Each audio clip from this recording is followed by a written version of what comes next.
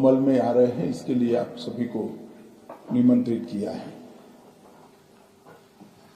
देश की जनता को सबसे पहले मैं बहुत बहुत बधाई देना चाहता हूं कि लगभग आजादी के 77 साल बाद आपराधिक न्याय प्रणाली, हमारी क्रिमिनल जस्टिस सिस्टम पूर्णतया स्वदेशी हो रही है और भारतीय इथोस के आधार पर ये चलेगी।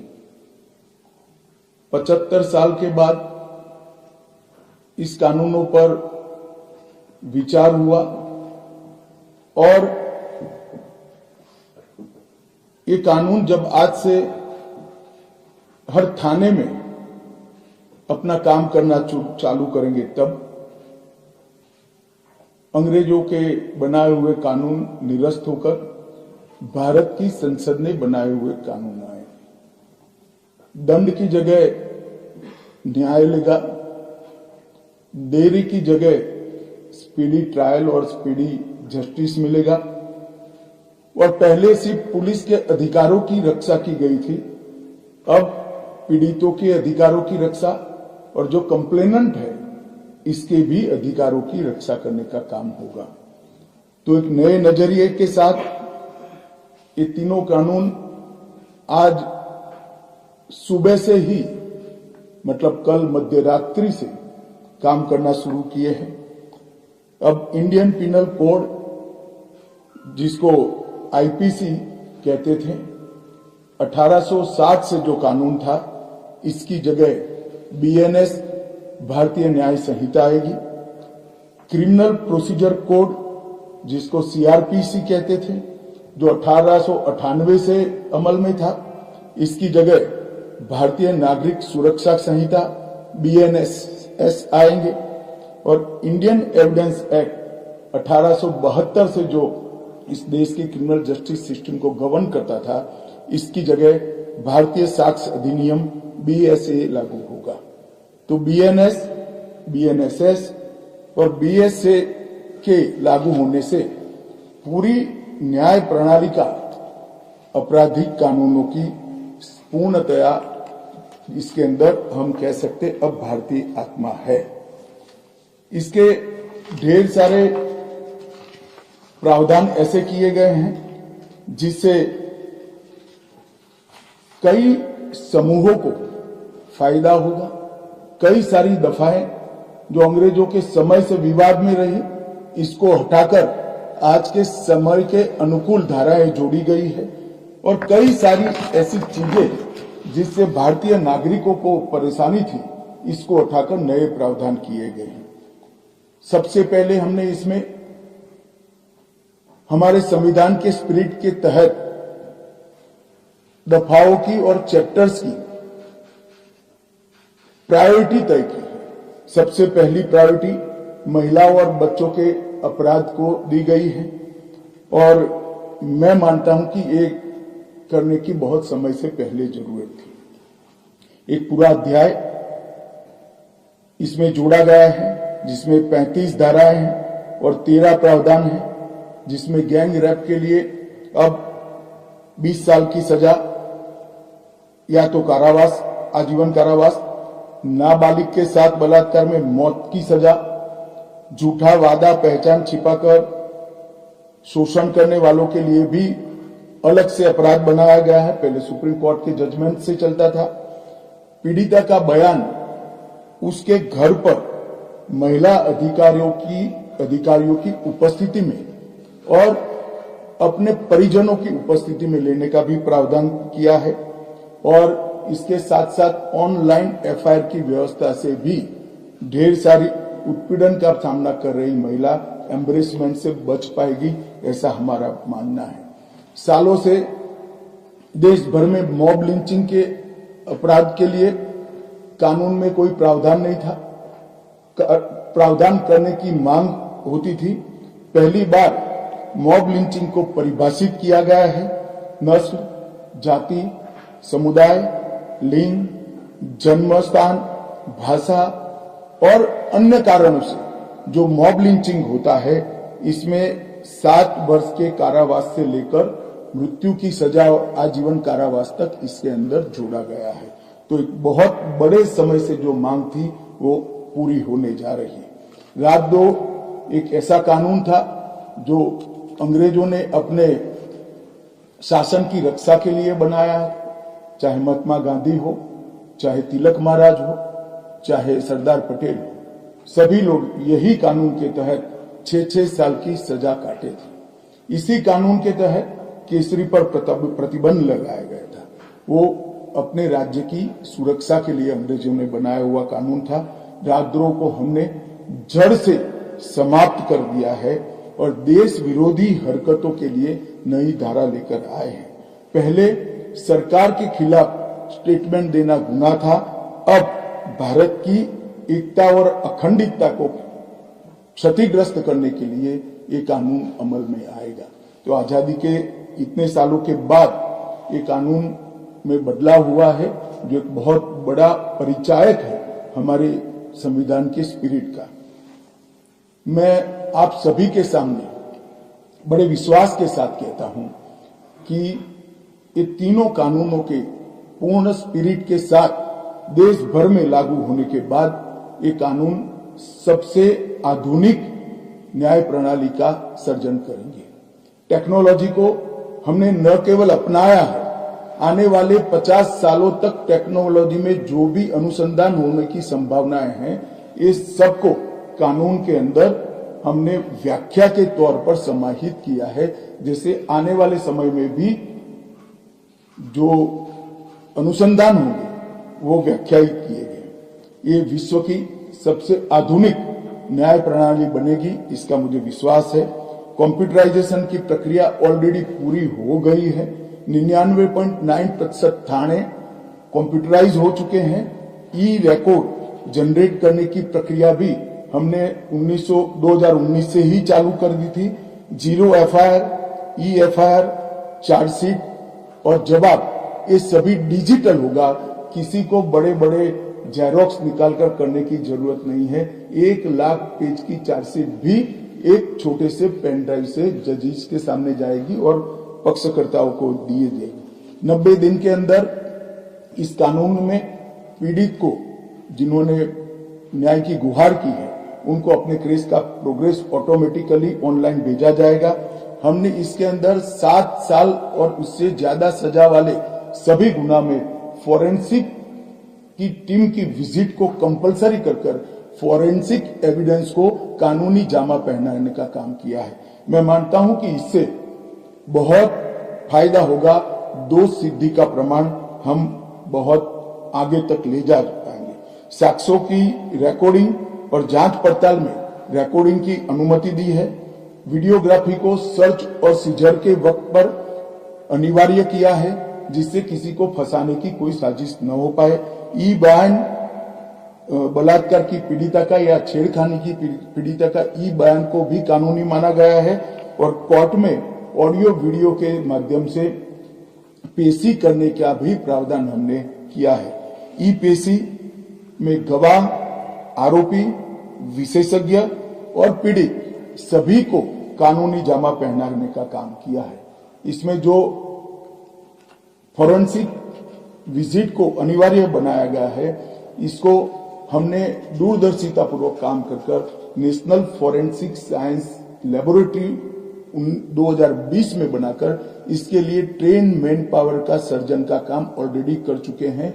मुझे पूरा भरोसा है कि 3 साल के बाद इस देश में हर साल 40,000 से ज्यादा ट्रेन मैन पावर का फोर्स हमारी कानूनी क्रिमिनल जस्टिस सिस्टम की सेवा में उपलब्ध होगा।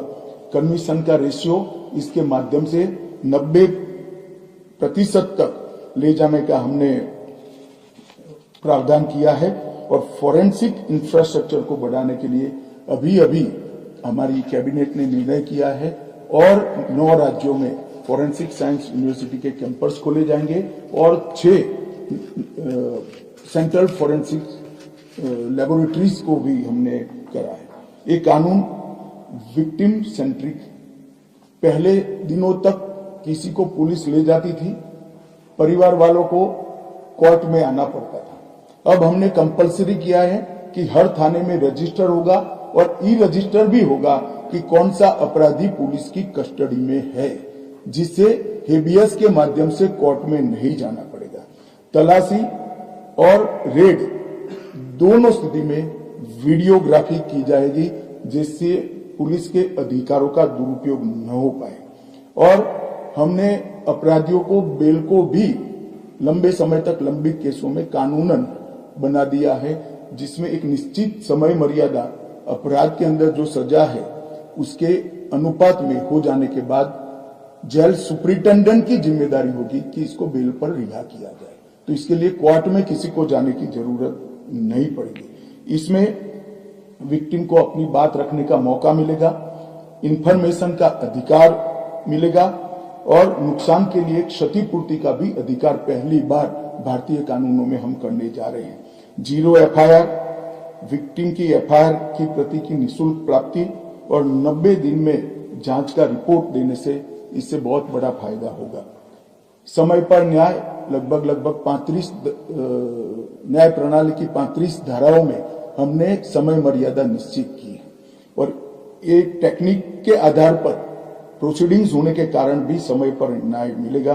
3 दिन में एफआईआर दर्ज करनी है, 7 दिन के भीतर जांच रिपोर्ट पीड़िता के सार्वजनिक करनी है, 60 दिन के अंदर ही अपराध तय करने हैं और घोषित अपराधियों के खिलाफ 90 दिन के अंदर मुकदमा कायम करना है और आपराधिक मामलों में मुकदमे की सुनवाई के बाद ज्यादा से ज्यादा 45 दिन के अंदर जजमेंट की घोषणा करनी है। तो कई जगह पे हमने समय को कम कर बाध्य कर हमने जल्दी से न्याय मिल पाए इस दिशा में काम किया है। हमने 3 वर्ष से कम कारावास में 60 वर्ष से अधिक उम्र में के लोग जो है इसमें पुलिस अधिकारियों की पूर्व अनुमति अरेस्ट के लिए अनिवार्य करी है।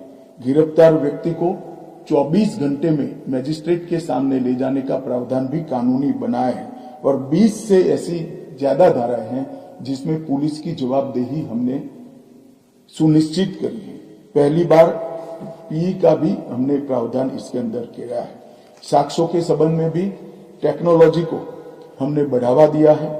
इलेक्ट्रॉनिक साक्ष्यों के प्रति विश्वसनीयता बढ़े, इसके लिए कानूनी प्रावधान कड़े किए हैं। सर्वर लॉग, स्थान संबंधी साक्ष्य और वॉइस मेल, इस सब की व्याख्याएं की गई है।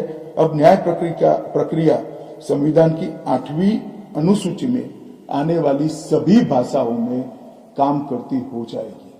हमारी स्थानीय भाषाओं के लिए बहुत बड़ा फैसला है। हमारा पूरा सॉफ्टवेयर जो बनेगा वो 8वीं अनुसूची में आने वाली सभी भाषाओं में बनेगा।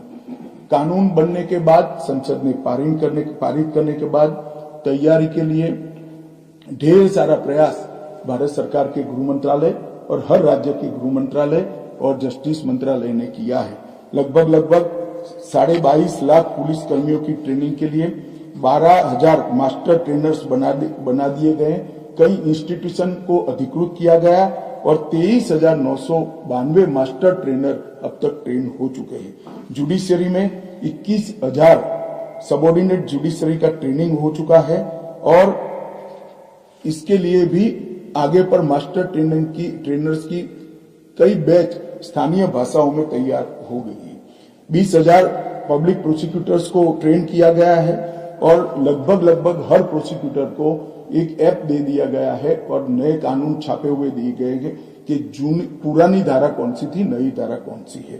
प्रिजन के 51,224 कर्मचारियों का ट्रेनिंग हुआ है और फॉरेंसिक के 4,000 कर्मचारियों का ट्रेनिंग हुआ है। कुल मिलाकर ट्रेनिंग की संख्या पुलिस में 6 लाख, प्रोसिक्यूशन में 4,000, जुडिशरी में लगभग 20,000, फॉरेंसिक में भी 4,000 और प्रिजन में 10,868 मास्टर ट्रेनर अभी काम कर रहे हैं। मित्रों, ये संहिता के लिए कुछ विपक्ष के मित्र अलग अलग बातें मीडिया के सामने रख रहे हैं कि अभी ट्रेनिंग नहीं हुई, चर्चा नहीं हुई। मैं आप सभी को बताना चाहता हूं कि लोकसभा में कुल मिलाकर 9 घंटा और 29 मिनट चर्चा हुई है। 34 सदस्यों ने इसके अंदर पार्टिसिपेट किया है। राज्यसभा में 6 घंटा और 70 मिनट चर्चा हुई। 40 सदस्यों ने पार्टिसिपेट किया है। एक ये भी झूठ चलाया जा रहा है कि सबको बाहर निकालने के बाद ये बिल लाया गया। बिल बिजनेस एडवाइजरी कमेटी में पहले से निश्चित था। मेरा ये स्पष्ट मानना है कि 14 तारीख से ही विपक्ष ने सदन का बहिष्कार करने जैसी हरकतें करी थी और शायद वो हिस्सा लेना नहीं चाहते थे। और दोनों सदनों में 14 तारीख में लोकसभा में 96 और राज्यसभा में 46 सदस्यों ने ऐसी हरकतें की जिससे पीठासीन अधिकारी उनको बाहर करने के लिए मजबूर हो जाए। फिर भी एक ऑप्शन था। ये बहुत बड़ा दूरगामी परिणाम लाने वाला कानून था। वो एक कानून के लिए स्पेशल अंदर आकर चर्चा में अपना मत रख सकते। इसके पहले भी मैंने 2020 में सभी सांसदों को पत्र लिखकर उनके सुझाव मांगे थे। सभी मुख्यमंत्रियों को पत्र लिखकर उनके सुझाव मांगे थे। सभी सुप्रीम कोर्ट के सम्मानीय न्यायाधीशों को पत्र लिखकर उनके सुझाव मांगे थे। सभी हाईकोर्ट के चीफ जस्टिस को पत्र लिखकर सुझाव मांगे थे। गृह सचिव जी ने सभी आईपीएस अफसरों से सुझाव मांगे थे। सभी कलेक्टर से सुझाव मांगे थे। और ये सब सुझाव मिलाकर मैंने खुद अधिकारियों की बैठक को अलग करे तो मैंने खुद 158 बार इसकी मीमांसा कर बैठक कर विचार कर एक बिल बनाया। ये बिल को भी संसद ने ऐसे ही पारित नहीं किया है। गृह विभाग की समिति के पास ये बिल को भेजा गया। 2.5 महीना या तो 3 महीना इस पर विशद चर्चा हुई। सभी दल के सांसदों ने इसके अंदर हिस्सा लिया है, अपने सुझावों को रखा है। 4-5 पॉलिटिकल स्टाइल के सुझाव छोड़कर मैं दावे से कह सकता हूं हर सुझाव को समाहित कर 93 बदलाव कर बिल को फिर से कैबिनेट ने पारित किया और पारित करने के बाद सदन के सामने रखा गया। इतने बड़े सदियों के बाद हो रहे सुधार को पॉलिटिकल कलर देना मैं मानता हूं ठीक नहीं है। मेरे तो सभी विपक्ष के साथियों से विनती है, पॉलिटिक्स करने के ढेर सारे मुद्दे हैं, आराम से करिए पॉलिटिक्स, कोई चिंता नहीं, हम भी जवाब देंगे। मगर ये कानून देश के 140 करोड़ नागरिकों को संविधान का जो स्पिरिट है, न्याय और आत्मसम्मान, वो समय पर दिलाने की एक एक्सरसाइज है। तो आप सभी लोग इसमें कोऑपरेट करिए। और मैं मानता हूं कि जिसको भी कुछ कहना है, मेरा दफ्तर हमेशा खुला है, मैं अवेलेबल हूं। मिलने से पहले रोड पर जाना मैं मानता हूं ठीक नहीं है। चर्चा करनी चाहिए, कुछ भी हो बात करनी चाहिए। और मेरा स्पष्ट मत है जो मैं आज बेबाक तरीके से आप लोगों के सामने रखना चाहता हूं।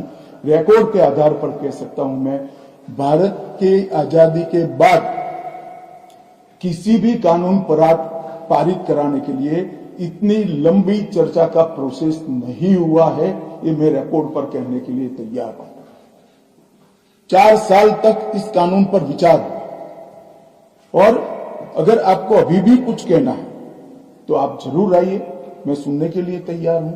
मगर कृपया इस कानून को पब्लिक तक इसकी सेवा करने देने का मौका देना चाहिए। समय पर न्याय मिलेगा तो देश का भला होगा। संविधान की सुरक्षा और आत्मसम्मान की भावनाओं को नागरिक प्राप्त कर पाएंगे तो देश का भला होगा। और सबसे बड़ा बदलाव है, हमने थोड़े धैर्य के साथ टीथिंग प्रॉब्लम को देश की जनता ने भी बड़े धैर्य के साथ लेकर सिस्टम को सुधारने का मौका देना चाहिए। और मैं सभी दलों से भी कहना चाहता हूं कि राजनीति से ऊपर उठकर आप इसका समर्थन करिए और जो भी सुझाव जनता के हित में है लेकर आइए। हम इस पर चर्चा करने के लिए तैयार हैं। आप लोगों के मन में कोई